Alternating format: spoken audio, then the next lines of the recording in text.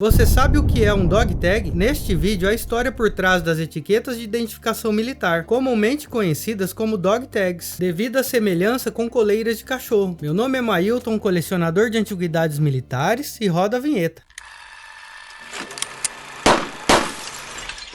Durante a Guerra Civil Americana, a incapacidade de identificar as vítimas do campo de batalha criou a necessidade de algum tipo de método de identificação de soldados. Estima-se que 40% de todos os mortos nesta guerra permanecem desconhecidos. Foi feito então um pedido ao secretário da guerra para emitir uma etiqueta de identificação para cada soldado da União, mas foi negado. Os soldados sempre tiveram medo de que, se caíssem em campo de batalha, seus restos mortais seriam identificados. Como resultado, tornou-se uma prática que os soldados de ambos os lados fixassem um lenço ou pedaço de papel com os seus nomes e outras informações em seus uniformes. Muitos soldados tiveram cuidado ao marcar seus pertences. Alguns faziam suas próprias identidades em madeira, fazendo um buraco na ponta para que pudessem ser usadas em um cordão. Confeccionavam moedas raspando um dos lados e gravando o nome e a unidade, e até tatuagens como fonte de identificação. Um elemento comum perto dos campos de batalha da Guerra Civil eram as tendas de comerciantes civis itinerantes, que seguiam os exércitos vendendo tabaco, café, açúcar e outros produtos diretamente aos soldados. Foram esses comerciantes que perceberam que o negócio da guerra poderia ser lucrativo e ofereciam serviços de gravações que inicialmente eram conhecidos como Soldier Pins. Usando uma pequena máquina que estampava desenhos em um disco de metal, feitos em prata, ouro, latão ou chumbo, criaram as primeiras dog tags. Muito poucas dessas etiquetas de identificação para soldados confederados foram encontradas. O principal mercado dos comerciantes eram os soldados da União, que normalmente possuíam os recursos para comprar os discos. A Comissão Cristã dos Estados Unidos também emitiu etiquetas de identificação e distribuiu aproximadamente 40 mil identificadores pessoais aos soldados da União. A primeira menção oficial de uma etiqueta de identificação ocorreu em 1899, quando um coronel capelão recomendou que um disco de identidade fosse incluído no kit padrão de campo de combate. Embora a primeira introdução oficial só tenha acontecido em dezembro de 1906, e os regulamentos do Exército dos Estados Unidos de 1913 tornaram obrigatória a etiqueta de identificação. Isso falando dos Estados Unidos, já que em 1880 a França desenvolveu um que começou a ser usado em 1881. O modelo 1881 era fabricado em alumínio ou em aço, tinha um formato oval com aproximadamente 3 por 2 centímetros e um orifício para a fixação do cordão de pescoço. Este modelo foi atualizado e usado como pulseira durante a Primeira Guerra Mundial. Neste caso, mesmo faltando as correntes, podemos notar o desgaste de tração das mesmas. As informações marcadas no disco são o sobrenome e o primeiro nome do soldado, juntamente com o seu ano classe, ou seja, o ano que ele se tornou elegível para o serviço militar. No verso encontra-se o distrito militar, relacionado ao local de nascimento. Esse é o número de matrícula. Mas podemos notar que, mesmo com a plaqueta de identificação, a Primeira Guerra foi a precursora do termo soldado desconhecido. Isso porque em batalha muitas plaquetas eram perdidas, ou retirada do corpo para baixo do soldado, deixando o corpo sem identificação. Então, por volta de 1916, os alemães tiveram a ideia de pontilhar as plaquetas, deixando a mesma informação gravadas nas duas extremidades. Em caso de morte, a placa era quebrada ao meio, ficando uma parte junto ao corpo e a outra levada para baixo. Os ingleses gravavam as informações em tecido em 1896. Em 1907, um pingente em alumínio, e em 1914, com o início da Primeira Guerra Mundial, foram emitidas novas etiquetas de discos de fibra vermelha ou marrom. Estes eram mais baratos de fabricar que os discos de alumínio. E em setembro de 1916, uma etiqueta de identificação adicional foi introduzida para ajudar na identificação dos soldados caídos. Além da etiqueta vermelha amarrada em um acorde curto, uma etiqueta de 8 lados foi colocada em um acorde mais longo. A etiqueta octogonal permanecia com o soldado morto, enquanto a etiqueta vermelha era levada para relatar a morte. Já os franceses se adequaram à ideia alemã da plaqueta pontilhada somente no final da guerra, com o modelo 1918, que posteriormente foi usado na Segunda Guerra. Mas não quero falar de todos os países e suas variações, porque são muitas. Então voltarei na plaqueta americana para chegar ao ápice do vídeo, que é o dog tag da nossa querida FEB. Em 1917, quando os Estados Unidos entraram na Primeira Guerra, todas as tropas já usavam 2 discos de alumínio, preso por cordas ou correntes. E em fevereiro de 1918, começou a introdução oficial dos números de série. Em seguida, na evolução das plaquetas, veio o que é conhecido como estilo Navy Marine, um formato mais oblongo, com impressão mais uniforme, fabricado em Monel. Neste modelo, na parte de trás, pingavam umas gotas de reagente e colocavam o dedo do soldado, gravando então a sua impressão digital. Em 1938, começaram os testes para uma nova etiqueta de identificação, que em 1940 foi adotada. A nova etiqueta era retangular, com a extremidade arredondada e é conhecido como M1940. No início de produção, tiveram que fazer a escolha do metal, latão ou Monel. Eles escolheram o último, uma liga mais forte com teor de cobre e níquel. Variações na tonalidade das plaquetas de acordo com a mistura da liga. O latão foi usado na fabricação como padrão substituto em meados de 1941, mas no final de 1942 cessou o uso deste metal, devido a um grande crescimento das Forças Armadas dos Estados Unidos. Havia uma escassez tanto do latão quanto do Monel, então o exército teve que procurar novamente outra solução. E assim, no final de março de 1942, o aço inoxidável tornou-se o material substituto. Embora o aço também estivesse na lista de materiais críticos da guerra, de alguma forma ainda estava disponível em números maiores. Ela mede 5 por 2,8 centímetros e possui uma dobra de 1 milímetro, um furo e um corte em V. Há muitos boatos sobre a serventia deste corte, mas na realidade é um encaixe para a máquina de gravação e uma máquina em forma de pistola, usada por médicos de campo e pessoal do serviço de registros de túmulo, que em forma de entalhe imprimia os detalhes da plaqueta de identificação no prontuário médico e registros de sepulturas. Segundo o regulamento, em caso de enterro no campo de batalha ou cemitério temporário, uma plaqueta ficará no corpo e a segunda adicionada à lápide onde foi enterrado, e posteriormente recolhida para fins administrativos. Isso para facilitar a identificação posterior para a transferência do corpo ao local de descanso eterno. Também é interessante notar que em enterros em campos de batalha, quando faltam etiquetas de identificação, a identificação deve ser feita por companheiros do falecido, ou uma cópia usando a máquina mencionada, e a cópia adicionada ao cantil e enterrado a 15 centímetros da cabeceira do túmulo. Caso não haja nenhuma etiqueta, todos os dados de identificação disponíveis deverão ser registrados a lápis ou caneta em 2 pedaços de papel, cada um colocado em uma garrafa separada ou no recipiente mais prático disponível. Essa informação é posteriormente reproduzida em uma etiqueta de metal pelo pessoal do Serviço de Registro de Sepulturas. Os dog tags foram marcados da seguinte maneira: na primeira linha, o nome completo do soldado; na segunda linha, seu número de serviço, sendo que o primeiro número denota a ocasião do alistamento, como se foi voluntário ou chamado. O segundo número é a zona de incorporação, e os demais são o complemento do número de série. Em alguns casos, vemos letras antes dos números, que denotam informações especiais daquele indivíduo. Nesta mesma linha, uma marcação que representa vacina e afins, normalmente o T, que representa antitetânica, seguida pelo ano, e mais à frente o tipo sanguíneo. Lembrando que na época não existia o fator RH. A terceira linha era destinada ao nome do parente mais próximo. A quarta linha, o nome e número da rua. Na quinta linha, cidade e estado. E à direita desta mesma linha, uma inicial indicando a religião do soldado, para que em caso de morte, usar a oração e cruz adequada. Essa marcação não era obrigatória e poderia ficar em branco por opção do soldado. Na maioria das vezes, encontramos a letra P, de protestante, maioria nos Estados Unidos, seguido pelo C de católico e H de hebreu. Neste caso, para soldados que iriam servir na Europa, além de poder deixar o campo em branco, também existia autorização para gravar a religião incorreta, caso o soldado judeu assim preferisse. Também em casos raros encontramos outras religiões, como neste, a letra M de metodista. Este é o padrão inicial, já que ao longo da guerra houve 4 padrões de gravação, sendo que os detalhes dos parentes mais próximos foram interrompidos em 20 de julho de 1943, porque se pensava que forneciam informações ao inimigo. E segundo relatos, houve casos de envios de itens pessoais aos familiares, a fim de uma guerra psicológica. Existem vários modelos de correntes e cordões, cordões em algodão, raião trançado, couro, emborrachados, porém os mais usados são as correntes com gancho J e a corrente esférica em aço inox, que acredita-se que os elos foram cortados colocados no comprimento certo para ajudar os soldados a contar o tempo caso fossem capturados. A corrente maior foi contada com 365 elos esféricos e a corrente menor foi contada com 52. Um soldado poderia então morder ou quebrar um elo da corrente grande a cada dia e remover um elo da corrente pequena a cada semana. Isso representou um ano antes que o ciclo consumisse completamente a corrente. De fato, durante a última parte da guerra, as etiquetas e correntes de identificação usadas pelo exército foram emitidas como conjuntos em pequenos pacotes impressos. Nelas, essa contagem bate. Porém, antes disso, muitos eram ajustados de acordo com a estatura do militar. Como na Primeira Guerra, na Segunda também há um modelo exclusivo para a Marinha e Corpo de Fuzileiros. Silenciadores de dog tags foram introduzidos no final da guerra, a fim de evitar o barulho dos elementos metálicos. Porém, bem antes da inclusão, soldados já improvisavam usando pedaços de câmara de ar de pneus, mangueira de máscara de gás, capa de fios de telefone, ou amarravam as plaquetas juntas ou ao corpo. Com a criação da Força Expedicionária Brasileira em 1943, foi adotado o mesmo modelo em 1940. A plaqueta foi fabricada no Brasil e seguiu o mesmo padrão americano. Foram fabricadas em latão, com a gravação E ou B próximo ao furo. Também há diferenças nas tonalidades de cores de acordo com a mistura da liga do latão. As primeiras placas produziam azinhavre e com pouco tempo apareciam manchas verdes no peito. Então, além do motivo original do silenciador,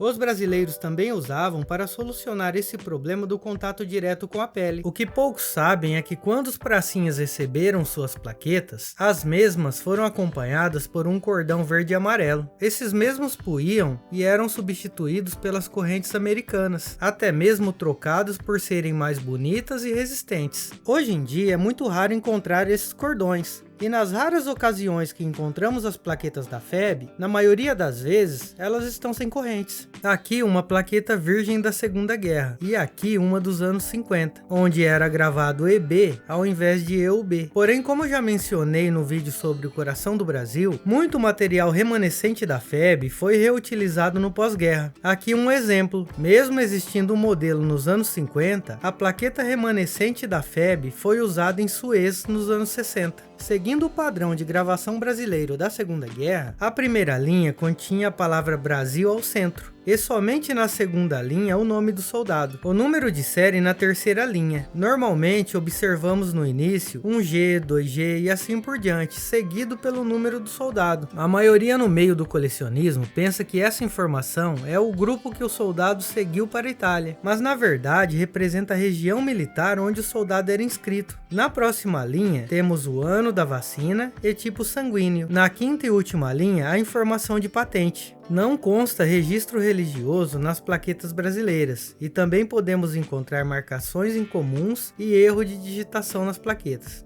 Neste, um detalhe interessante, no lugar da região militar consta a abreviação Teatro de Operações. Muito provavelmente o soldado chegou sem dog tag na Itália e recebeu o mesmo lá. De acordo com um documento que li, pedia providência para 20 ou 30 soldados do 11RI que estavam na Itália sem os dog tags. Também há casos no fronte italiano de perda da plaqueta e a confecção de uma nova somente mediante de autorização. A nova plaqueta poderia ser de padrão brasileiro se houvesse estoque, mas na sua falta o modelo americano seria usado. Essa foi encontrada no campo de batalha com a ajuda de um detector de metais. Em caso de morte, o procedimento seria o mesmo dos americanos, e podemos notar em antigas fotos do cemitério brasileiro de Pistoia, além do dog tag afixado à lápide, uma outra placa que acredito ser semelhante às usadas pelos americanos para identificar caixões e sacos, e que quando presente era adicionado na cruz. Todos os expedicionários levavam numa corrente pendurada no pescoço